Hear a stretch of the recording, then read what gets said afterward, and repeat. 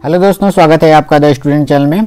RRB जो CBT 2 का paper 21, 22 और 23 जनवरी को तीनों शिफ्ट में पेपर सबका कंप्लीट हो चुका होगा। सभी लोग जो है मुझे लगता है पेपर दे करके अपने अपने घर पे आ भी चुके होंगे और सभी लोगों ने जो है अपना अपना मैक्सिमम एफर्ट भी दिया होगा पेपर में, जो अधिक से अधिक क्वेश्चन कर सकें पार्ट ए और पार्ट बी दोनों के लिए। पार्ट बी आपको पता ही था क्वालिफाइंग था। तो इस वीडियो में हम डिस्कस करेंगे कि जो है कि 3 दिन का जो पेपर था वो ओवरऑल कैसा पेपर रहा है और आप लोग कितना अटेम्प्ट किए हैं। बाकी इसमें घबराने की ज़रूरत नहीं है। जो है कि पार्ट बी सेक्शन को लेकर के काफ़ी स्टूडेंट थोड़ा सा उसमें जो है डाउटफुल क्रिएट हो रहा है, क्योंकि उसमें जो जिन लोगों ने जो है क्वेश्चन जितने भी किए हों लेकिन उनको थोड़ा सा श्योरिटी नहीं है पार्ट बी के लेकर के। तो इस वीडियो में हम उसी बात पे डिस्कस करेंगे। तो जिन लोगों ने अभी तक चैनल को सब्सक्राइब नहीं किया है, चैनल को सब्सक्राइब कर लीजिए ताकि नेक्स्ट वीडियो में जैसे अपलोड करूँ उसकी नोटिफिकेशन आपको मिल जाए। सबसे पहले हम लोग डिस्कस करेंगे एप्टीट्यूड के बारे में। एप्टीट्यूड जो है 21, 22 और 23 तारीख तीनों दिन जो है पेपर एप्टीट्यूड का सिंपल ही क्वेश्चन था। बहुत ज़्यादा डिफिकल्ट क्वेश्चन इसमें नहीं आए थे। सीधे सीधे सिंपल जो है परसेंटेज और प्रॉफिट एंड लॉस से सिंपल क्वेश्चन था और CISI से क्वेश्चन थे। अलजेब्रा और ट्रिग्नोमेट्री से रिलेटेड क्वेश्चन था और ज्योमेट्री से रिलेटेड क्वेश्चन था। ये बहुत सिंपल थे। समांतर चतुर्भुज, वर्ग, आयत, ऐसे क्षेत्रफल निकालने का फॉर्मूले से रिलेटेड था। मुझे लगता है CBT 1 में भी जो है हर सेट में कम से कम जो है एप्टीट्यूड से 1 या 2 क्वेश्चन जो है बहुत डिफिकल्ट क्वेश्चन पूछे गए थे, मतलब अच्छे क्वेश्चन थे CBT 1 में। लेकिन उस तरह का पेपर जो है CBT 2 में मुझे नहीं लगा कि हर सेट में एप्टीट्यूड में थोड़ा सा डिफिकल्टी लेवल बढ़ाई गई हो, नहीं लग रहा था। एप्टीट्यूड लेवल बहुत अच्छा था, सिंपल क्वेश्चन थे और टाइम भी बहुत अच्छा था एप्टीट्यूड को लेकर के। फिर उसके बाद से अगर देखा जाए GK GS का, GK GS तो सभी सेट में जो है मुझे लगता था 3 से 4 सभी लोग ऐसा ही बता रहे थे। 3 से 4 ही क्वेश्चन था करंट अफेयर से रिलेटेड। तो उसमें से आप कई लोगों को, सभी लोगों में से 2 या फिर हो सकता है 3 कई लोगों को पता रहा हो, कई लोग 4 भी किए हों, लेकिन मुझे लग रहा था मैक्सिमम स्टूडेंट 2 तो करंट अफेयर कर ही ले रहे थे। तो GK GS भी एज नॉर्मल ही था। रीजनिंग में जैसा हर बार जो है पिछले पार्ट में अगर CBT 1 में देखा जाए तो CBT 1 में भी स्टेटमेंट कंक्लूजन से रिलेटेड जो है क्वेश्चन आ रहे थे, तो उससे रिलेटेड क्वेश्चन इसमें आ ही रहे थे। क्लॉक कैलेंडर मुझे लग रहा था कि बहुत कम सेटों में देखने को मिला है क्लॉक कैलेंडर।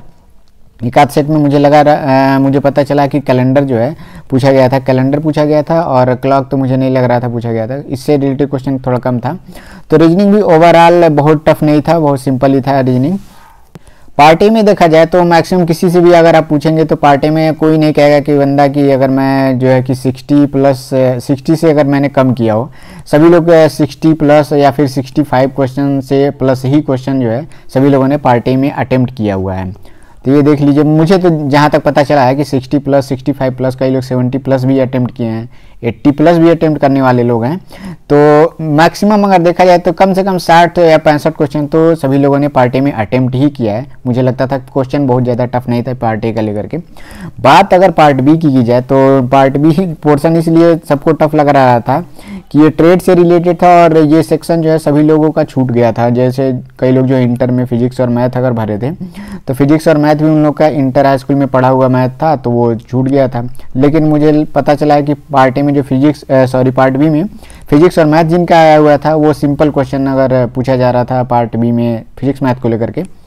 बाकी और ट्रेड की बात तो मैं कहूँ कि जो बीटेक और या फिर ITI डिप्लोमा जिन लोगों ने, जैसे फीटर या फिर जो है इलेक्ट्रीशियन ट्रेड जिन लोगों ने भरा हुआ था, तो इलेक्ट्रीशियन वालों के लिए थोड़ा सा पेपर पता चल रहा था कि थोड़ा सा टफ आ रहा था। बहुत थियोरेटिकल पोर्शन इसमें ज़्यादा दिया हुआ था, न्यूमेरिकल से रिलेटेड जो है न्यूमेरिकल इसमें ज़्यादा था नहीं। तो इलेक्ट्रीशियन जो ट्रेड कई लोगों, सभी लोग जो है मुझे लगता था 45 और 50 के बीच में ही मैक्सिमम स्टूडेंटों ने किया, ज़्यादा रिस्क तो लिया नहीं है। तो अगर देखिए पेपर टफ होगा तो मुझे लगता है पार्ट बी में नॉर्मलाइजेशन होना चाहिए। बाकी मैं कट ऑफ का एक्सपेक्टेशन बिल्कुल मैं नहीं करूँगा। कट ऑफ मुझे नहीं पता होता है भाई क्या कितना होता है। बहुत जो कई लोग जो है कट ऑफ का जो है कि प्रिडिक्शन करते हैं, लेकिन मुझे बिल्कुल नहीं पता है कट ऑफ क्या होने वाली है। लेकिन इतना मुझे पता है कि अगर पेपर टफ रहेगा तो नॉर्मलाइजेशन जरूर होगा और उनको फ़ायदा होगा। जो लोग जो है अगर गलत क्वेश्चन कम करेंगे तो उनको थोड़ा सा नॉर्मलाइजेशन में ज़्यादा फायदा होगा। तो इसीलिए मैंने पहले ही वीडियो में कहा था कि आप लोग करेक्ट क्वेश्चन पे ध्यान दीजिएगा कि करेक्ट क्वेश्चन ज़्यादा से ज़्यादा हो और थोड़ा सा तुक्का लगाने का जो तरीका है वो आप लोग का थोड़ा सा गलत है। बहुत कम ही क्वेश्चन में जो है आप गेस मारिए, ऐसा मैंने बोला था पहले से ही। तो जिन लोगों का गेस थोड़ा कम होगा और गलत थोड़ा कम होगा उनके लिए फ़ायदा होगा कि वो नॉर्मलाइजेशन में उनका नंबर अच्छा बढ़ेगा। फिर उसके बाद आता है बेसिक साइंस एंड इंजीनियरिंग। देखा जाए तो बेसिक साइंस एंड इंजीनियरिंग में सबसे ज़्यादा लोग इंजीनियरिंग ड्राइंग को लेकर के जो है थोड़ा टेंशन में थे। क्योंकि कई लोग जो है बीटेक और आईटीआई डिप्लोमा बैकग्राउंड से नहीं थे, तो उन लोगों ने इंजीनियरिंग ड्राइंग का कुछ भी नहीं उनको पता था, तो इसीलिए थोड़ा सा ये पोर्शन ज़्यादा उनको डिफ़िकल्ट लग रहा था। तो इसकी प्रिपरेशन भी सभी लोगों ने ज़्यादा करके गए थे। तो लेकिन ज़्यादा पूछा नहीं इंजीनियरिंग ड्राइंग से, 2 क्वेश्चन बहुत अधिक रहा, तो किसी में 3 रहा होगा, लेकिन हमें लग रहा था 2 से ज़्यादा नहीं रह रहा था किसी सेट में, 2 से 3 के बीच में क्वेश्चन रहा था इंजीनियरिंग ड्राइंग से।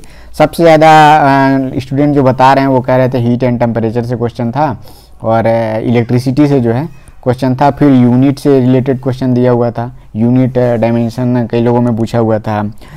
तो इन सब चीज़ों से बेसिक साइंस एंड इंजीनियरिंग भी ओवरऑल बहुत ज़्यादा डिफिकल्ट नहीं था कह सकता मैं, क्योंकि सारा क्वेश्चन आप तो कभी अटेम्प्ट नहीं कर पाएंगे, मुझे नहीं लगता है, सभी को सभी जो पता होता नहीं है सभी को, तो मीडियम ही था बेसिक साइंस एंड इंजीनियरिंग भी। बाकी सारे सेक्शन से कोई फिक्स क्वेश्चन नहीं था, गए नहीं तो कह रहे थे लोग कि बेसिक साइंस से 40 आएगा, मैथ से जो है कि 25 आएगा, और रीजनिंग से 25 आएगा। इसका तो मुझे अभी नहीं पता है कि 40 ही आया था क्या 25 ही आया था, या 25 ऊपर नीचे 1-2 क्वेश्चन का हो सकता है सभी सेटों में, जो है कि पार्ट ए में कितना क्वेश्चन किससे रहा हो। बाकी पार्ट बी में सभी लोगों ने जो है कि अच्छा अटेम्प्ट किया होगा, वो क्वालिफाई करना ही था बस उसको। आप थोड़ा सा टेंशन मत लीजिए, कुछ लोगों का थोड़ा सा गलत हो गया होगा, या फिर पार्ट बी को लेकर के कई लोग टेंशन हो गए हैं, क्या पता होगा कि क्वालिफाई होगा कि नहीं होगा। तो आप लोगों को पता होना चाहिए कि अगर पार्ट भी अगर थोड़ा सा डिफिकल्ट होगा तो उसमें नॉर्मलाइजेशन होगा, बस आप लोग जो है गलती कम किए हों।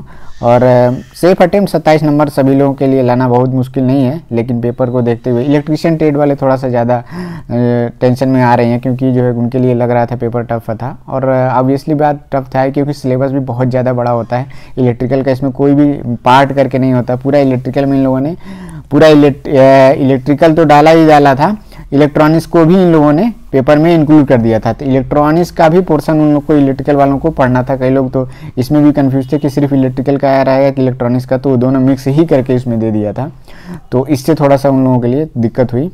बाकी ओवरऑल पेपर सही था, सबको जो है पार्ट ए में अगर 65+ अटेम्प्ट किया तो उन लोगों को बहुत ज़्यादा घबराने की ज़रूरत नहीं है। अब आते हैं एक अनाउंसमेंट पे। अनाउंसमेंट क्या है, आरआरबी जेई का जो है फॉर्म आ चुका है, ये तो आप सभी लोगों को पता ही है।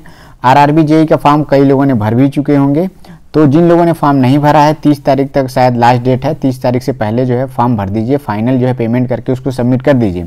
और इस चैनल पे द स्टूडेंट पे आपको जिनका भी इलेक्ट्रिकल ट्रेड होगा, मैं उनकी पूरी कोशिश करूंगा कि उनका पूरा सिलेबस कंप्लीट हो। इलेक्ट्रिकल ट्रेड वाले जो है टेंशन एकदम ना लें ज़्यादा कि सिलेबस क्या रहेगा, कैसे पढ़ना है, कैसे क्या करना है, मैं सबको बताऊंगा। सारा चैप्टर जो है इसमें मैं कवर कराने की पूरी कोशिश करूंगा, सारा चैप्टर भी कराऊंगा, और सारे चैप्टर से इम्पॉर्टेंट न्यूमेरिकल्स, सभी लोग जान रहे हैं इस बार न्यूमेरिकल आने वाले हैं, क्योंकि आरआरबी ने डिसाइड कर दिया है कि हम जो है कैलकुलेटर भी देंगे आपको डेस्कटॉप पर, तो जाहिर सी बात है न्यूमेरिकल भी पूरा एकदम अच्छे न्यूमेरिकल उसमें रहेंगे।